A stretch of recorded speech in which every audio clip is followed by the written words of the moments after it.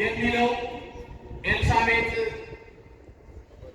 ቅዱስ ዮሐንስን ከጸነሰች ከ6 ወር በኋላ የእግዚአብሔር መልአክ ቅዱስ ገብርኤል ቅድመ ዓለም የነበረ ማዕከለ ዓለም ያለ ዓለምን አሳልፎ የሚኖር ከአብ ከመንፈስ ቅዱስ ጋር በአንድነት የሚሰለስ የሚቀደሰውንና የሚመሰገነውን ጌታ እግዚአብሔር ወልድ ኢየሱስ ክርስቶስ በሉቃስ ወንጌል ቃል ተብሎ በዮሐንስ ወንጌል ቃል ተብሎ የተገለጠ ዮሐንስ ወንጌላዊ እንዲህ አለ። በመጀመሪያ ቃል ነበር፣ ቃልም በእግዚአብሔር ዘንድ ነበር፣ ያ ቃል እግዚአብሔር ነበር አለ። እውነት ነው። ቃል ብለን የጠራነው ከአብ ከመንፈስ ቅዱስ ጋር በቃልነቱ የከበረ የሚመሰገነው አምላክ ቅዱስ ጳውሎስ እንደነገረን በገላትያ ምዕራፍ 4 ቁጥር 4 ላይ ወአመ በጽሐ ዕድሜሁ እግዚአብሔር ፈነወ ወልዶ ዋሕደ ወተወልደ ብእሲት። ክብር ይግባውና አምላካችን ፈጣሪያችን መድኃኒታችን ኢየሱስ ክርስቶስ ዓለምን ለማዳን ወደዚህ ዓለም የሚመጣበት ጊዜ ደረሰ። ወአመ በጽሐ ዕድሜሁ አለ። በቤተ ክርስቲያን መጻሕፍት 2 የምጽአት ዘመኖች አሉ። አንደኛው የምጽአት ዘመን የነቢያት ትንቢት፣ የጻድቃን ብልጭ ተምኔት የሚገባደድበት ይወርዳል ይወለዳል ብለው እና እነ ቅዱስ ዳዊት እግዚአብሔርን በናፍቆት የጠበቁበት፣ እነ ሙሴ የእግዚአብሔር ልጅ ኢየሱስ ክርስቶስ መምጣት መገለጡን የናፈቁበት ያ ዘመን ተገባዶ ነቢያቱ ትንቢታቸው፣ ጻድቃነ ብልይቱ ናፍቆታቸው የሚገባደድበትና የሚጠናቀቅበት ዘመን ደረሰ። ለዚህ ነው ቅዱስ ጳውሎስ የዘመኑ ፍጻሜ አለ። የምኑ ፍጻሜ? የዘመኑ ፍጻሜ። ይሄ የዘመን ፍጻሜ ክርስቲያኖች ሰውና እግዚአብሔር የሚገናኙበት፣ ሞት የሚያበቃበት፣ የድኅነታችን መሰረት የሚጣልበት፣ እግዚአብሔር ዓለምን ለማዳን ዋጋ የሚከፍልበትና ተቀዳሚ ተከታይ የሌለው አንድ የባህሪ ልጁን የሚልክበት ጊዜና ሰዓት መድረሱን ሲያጠይቅ ቅዱስ ጳውሎስ እንዲህ አለ። የዘመኑ ፍጻሜ በደረሰ ጊዜ እግዚአብሔር ልጁን ላከ አለ።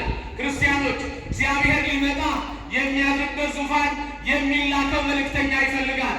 የሚልከው መልእክተኛ ከሰማያውያን ቅዱሳን ረቂቃን መላእክት መካከል ዘወትር በፊቱ የሚቆመው ቅዱስ ገብርኤል ተመርጧል። ክብር ለመልአኩ ይሁን። ክርስቲያኖች አስተውሉ። እግዚአብሔር ዓለምን ለማዳን ሲፈቅድ ቅዱስ ገብርኤልን ከሰማይ ሊልከው ወደደ። ገብርኤል መልእክተኛ ሆነ። ምክንያቱም ገብርኤል ቢል አምላክ ወሰን ሰውና አምላክ አሉት ሊቃውንቱ። እኔ ይገርመኛል። እሱ አይደለም ሰውና አምላክ ያመጣው ቃል ሰው የሚሆን አምላክ የሆነ ሰው የሚሆነውን ቃል ተሸክሞ ነው የመጣው። ክብር ለመልአኩ ይሁን። ክርስቲያኖች አስተውሉ። በዚህ ሀሳብ ውስጥ ሕሊናችሁን አድርጉ። ይሄ የዘመን ፍጻሜ ሲደርስ ገብርኤል ተመረጠ ለተልእኮ። በጣም የተመረጠ መልአክ ነው ቅዱስ ገብርኤል። በብሉይ ኪዳን እናውቀዋለን። ልብ አድርጉ። ማኑሄና ሚስቱ ልጅ አጥተው ሲሰቃዩ ቅዱስ ገብርኤል መጣ። ሶምሶንን እንደሚወዱ ነገራቸው። ክብር ምስጋና ለእግዚአብሔር ይሁን። ክርስቲያኖች ይሄ ብቻ አይደለም የገብርኤል አገልግሎት። እኔ ይደንቀኛል። ዳንኤል ሕልም አይቶ ራእይ ነስቶት መተርጎም አቅቶት የተላከው ቅዱስ ገብርኤል ነው። ክብር ለመልአኩ ይሁን። ክርስቲያኖች የት ይገርማል! ምን አይነት የተወደደ መልአክ ነው! ምን አይነት እግዚአብሔር ያከበረው መልአክ ነው! ምን ያህል እግዚአብሔር ከፍ ያደረገው መልአክ ነው! ዝም ብላችሁ አስቡት። ቅዱስ ገብርኤል በዓለም መላእክት መካከል እርስ በርሳቸው ክርክር ሲሆን መኑ ፈጠረነ እማይተ መጻእነ፣ ማን ፈጠረን ከየት ተገኘን ብለው ሲከራከሩ ቅዱስ ገብርኤል የጽናት ሰባኪ ነው። እንዲህ አለ። አነ ሰይጣንን በድፍረትና በትዕቢት አነ ፈጣሪ በሙላሉ ፍጡራን፣ አነ ፈጣሪ በሙላሉ ግቡራን፣ እነዚህን ፍጥረታት ነው የፈጠርኳቸው፣ እነዚህን ፍጥረታት ነው የሰራኋቸው ብሎ በድፍረት ሲናገር ቅዱስ ሚካኤል ቅዱስ ገብርኤል እንዲህ አለ። ንቁም በብህላዌነ እስከነረክቦ ለፈጣሪነ ብሎ በዓለመ መላእክት የነበረውን ሁካታ ጸጥ ያደረገ መልአክ ነው ቅዱስ ገብርኤል። ክብር ለእሱ ይሁንለት። ክርስቲያኖች ጨለማ የነገሰበትን ሞት ያሸነፈውን ጠላት የገዛውን የሰው ልጅ ረፍት ለመስጠት የተላከ መልአክ ነው ቅዱስ ገብርኤል። ረፍት ለመስጠት ክርስቲያኖች አስተውሉ። ቅዱስ ገብርኤል የተለየ መልአክ ነው። በእግዚአብሔር ፊት የተወደደ መልአክ ነው ቅዱስ ገብርኤል። እንዴት እግዚአብሔር እንደሚወደው ብዙ ሊቃነ መላእክት አሉ። ቃል ተሸክሞ የመጣው ቅዱስ ገብርኤል ነው።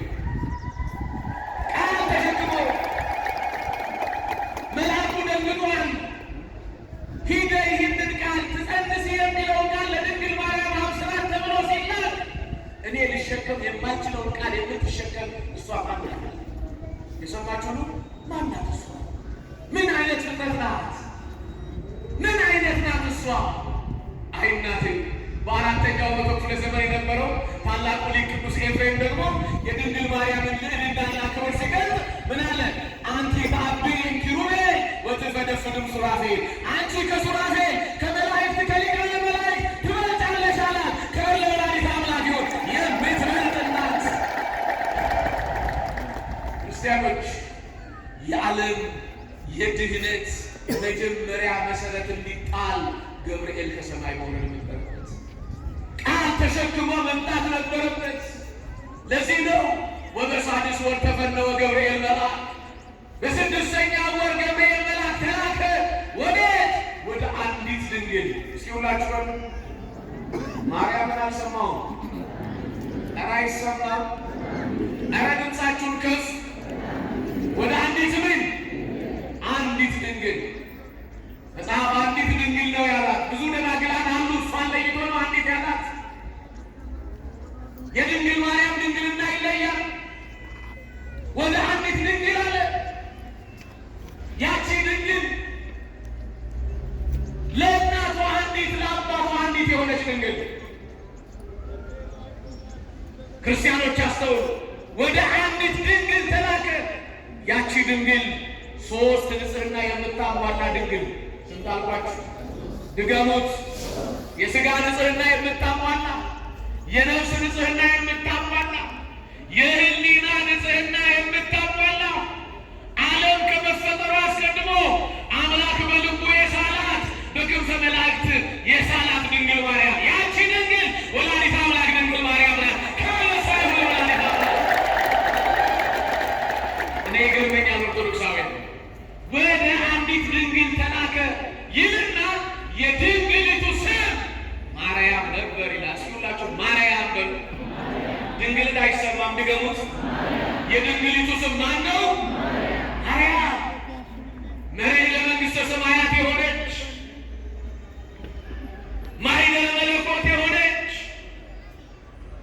ዓለም ከእግዚአብሔር ጋር የሚገናኝባት እውነተኛ ድልድይ መሸጋገሪያ የሆነች ሰው የእኛን እግዚአብሔር የእኛን ሥጋ ገንዘቡ ለማድረግ የተመረጠች ያቺ ድንግል፣ ዓለም ያላወቃት ድንግል፣ ኦርቶዶክሳዊት ተዋሕዶ ቤተክርስቲያን ያወቀቻት ድንግል ወላዲተ አምላክ ድንግል ማርያም። ክብር ለእሷ ይሁን፣ ለወላዲተ አምላክ። ነስታ ተለይታ ያገኛት ቅዱስ ዳዊት በመዝሙረ ዳዊት በመዝሙር 44 ቁጥር 12 ላይ የድንግል ማርያምን ንጽሕና ሲናገር እንዲህ አለ። ንግሥቲቱ የወርቅ ልብስ ተሸፋፍናና ተጎናጽፋ በቀኝ ትቆማለች አለና ቀጠልና ወረድ ብሎ እንዲህ አለ። እህቴ ሙሽራዬ ወገንሽን የአባትሽንም ቤት እርሺ አላት። ርሴ ሕዝበኪው ቤተ አቡኪ። ለምን? እስመ ፈተወ ንጉሥ ስነኪ፣ ንጉሥ መዓዛሽን፣ ደምግባትሽን፣ ንጽሕናሽን፣ ቅድስናሽን ወዶልና። ክብር ለወላዲተ አምላክ። አዎ የወደዳት የመረጣት ያከበራት እግዚአብሔር ክብር ምስጋና ይግባው። አዎ የተወደደች የተለየች የከበረች ድንግል ማርያም አማላጅነቷ ለሁላችንም ይትረፈን። ሰው ንጽሕና ይሌ ለቅዱስ አባታችን አባ ሕርያቆስ ወሶበሬ ንጽሕና መልአኩ ላከላት። ንጽሕናዋን ቅድስናዋን አይቶ መልአኩን ላከላት። መጣ ወደ ድንግል ማርያም። ታዲያ ሊቃውንቱ እንዲህ አሉ። ወእንዘ ትፈትን ወርቀ ወንቃተ አስተርአያ ገብርኤል ግብተ። ድንግል ማርያም ሐርና ወርቅ እያስማማች ስትፈትን ምንና ምን አልኳችሁ? አልሰማሁም? ሐርና ወርቅ እያስማማች። ሐር የተባለ ምግባሯ፣ ወርቅ የተባለ እምነቷ ነው። ብቻ አይደለም። ሐር የተባለ ብሉይ ኪዳን ነው። ወርቅ የተባለ አዲስ ኪዳን ነው። ሐር የሆነውን ብሉይ ኪዳን ትንቢተ ኢሳይያስ ምዕራፍ 7 ቁጥር 14 ስታነብ ድንግል ትጸንስ ወትወልድ ወልደ የሚለውን ቃል ስታነብ ከዚች ሴት ዘመን ደርሼ ውሃ ቀድቼ አገልግያት ብላ ትመኝ ነበር፣ ትናፍቅ ነበር፣ ወርቁን ትናፍቀው ነበር። ናፍቆቷን አይቶ ተምኔቷን ሰንሰለት ይፈጽምላት ከሰማያውያን መላእክት ልቃ ከምድራውያን ፍጥረታት በልጣ ከሥላሴ ዝቅ ብላ ከፈጣሪ ከፍ ብላ ያገኛት መልአኩ ቅዱስ ገብርኤል ላከላት። እናንተ ወደ ንጹሐን ነው ወደ ቅዱሳን ነው ቅዱስ ገብርኤል የሚላክ ንጽሕት የሆነች ድንግል ተላከ። ለእግዚአብሔር ወደምትመች ድንግል ተላከ። ማደሪያው ልትሆን የተመረጠች ድንግል ተላከ ቅዱስ ገብርኤል። ቅድም ከዚህ ስምንታየ ሲቀምሩ ሰምታችኋል። ማናት እሷ እያለ እየደነገጠ ነው እየታጠቀ እየፈታ ዝቅ እያለ እንዴት ብዬ ነው ላመሰግናት የምችለው? እንዴት ብዬ ነው ላከብራት የምችለው? እያለ እኔ ልሸከመው የማልችለውን ቃል የምትሸከም ገሊላዊት ብላቴና ምን ያህል ናት እያለ እየገረመው ነው የመጣው። አንዴ እየታጠቀ አንዴም እየፈታ አለ እኮ ልብስ ዘባሉ። በጣም ነው የሚገርመው። የቤተክርስቲያን ልጅ ነው፣ ሊቅ ነው፣ ሞር ነው፣ የቤተክርስቲያን ልጅ ነው። በጣም የሚደንቅ ቃል ነው ትምህርቱ። ክርስቲያኑ ታስተውሉ። እየታጠቀ እየፈታ መጣና ምልዕተ ጸጋ ምልዕተ ክብር ደስ ይበልሽ አለ። ከእግሯ ስር ተንበረከከላት። በደንብ አመስግኗት ድንግል ማርያም። ጸጋን የተመላሽ እስኪ በሉ ማርያም። ኧረ ድገሙ። ተፈስሒ ደስ ይበልሽ ምስጋናን የተመላሽ የደስታ መፍሰሻ ደስ ይበልሽ አላት ቅዱስ ገብርኤል። ዘተናገረ በሰማይ ቢደግም በሰብዕ ጠዋት ተናግሮ መልካም ማታ የማይደግም የሰው ልጅ አይደለም ድንግል ማርያም ደስ ይበልሽ ያላት። እንጀራ ሞልቶ ደረቱ ሲቀላ ልቡ ሲያብጥ ሀሳቡን የሚቀይር ሰው አይደለም ድንግል ማርያም ደስ ይበልሽ ያላት። በእግዚአብሔር ፊት የሚቆመው ገብርኤል ደስ ይበልሽ ደስ ይበልሽ አላት። ደስታ ይገባሻል። ምልዕተ ጸጋ ምልዕተ ክብር ጸጋን የተመላሽ ክብርን የተመላሽ ደስ ይበልሽ ብቻ አይደለም ያላት፣ ጌታ ከአንቺ ጋር ነው አላት።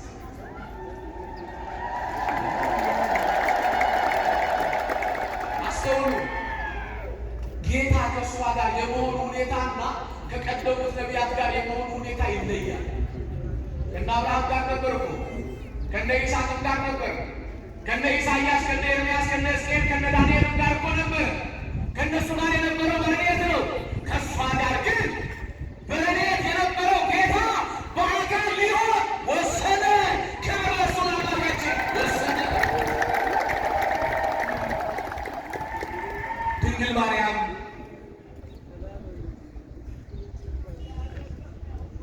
ምልዕተ ጸጋ ምልዕተ ክብር ደስ ይበልሽ ጌታ ከአንቺ ጋር ነው።